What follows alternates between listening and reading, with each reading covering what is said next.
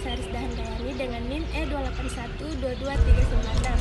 Di sini saya akan menjelaskan apa itu jasa ekosistem pemurnian air dan apa itu siklus hidrologi.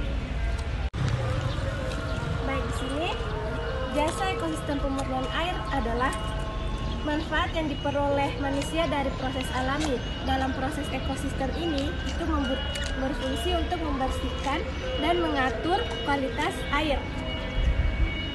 Baik, saya akan menjelaskan apa itu siklus hidrologi. Siklus hidrologi adalah proses sirkulasi air yang berlangsung terus-menerus dari atmosfer bumi dan akan kembali ke bumi. Baik, di sini saya akan menjelaskan siklus hidrologi. Nah, siklus hidrologi adalah siklus air yang berasal dari bumi, kemudian menuju ke atmosfer, yang kembali lagi ke bumi, yang berlangsung secara terus-menerus, karena bentuknya memutar dan berlangsung secara terus-menerus. Inilah yang menyebabkan air tidak pernah habis. Nah, di dalam siklus hidrologi ada beberapa tahapan yang terjadi di dalamnya. Yang pertama itu evaporasi. Evaporasi adalah salah satu peristiwa berubahnya air yang ada di permukaan bumi menjadi uap air dan naik ke lapisan atmosfer. Kemudian ada transpirasi. Transpirasi adalah proses penguapan di mana pengubahan air menjadi uap air yang berasal dari jaringan hidup, semisalnya dari tanaman yang terletak di atas permukaan tanah. Kemudian ada sublimasi. Sublimasi adalah penguapan yang terjadi di kutub atau di puncak gunung, di mana adanya proses perubahan es menjadi air tanpa mengalami fase cair dahulu. Kemudian ada kondensasi. Kondensasi adalah perubahan wujud uap air menjadi partikel titik-titik air dengan ukuran yang sangat kecil setelah proses penguapan. Selanjutnya ada proses adveksi.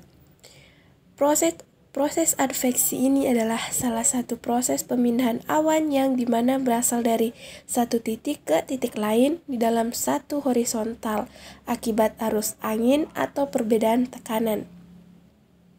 Kemudian yang terakhir infiltrasi adalah proses masuknya butir-butir air hujan yang jatuh ke permukaan bumi ke dalam tanah melalui pori-pori tanah.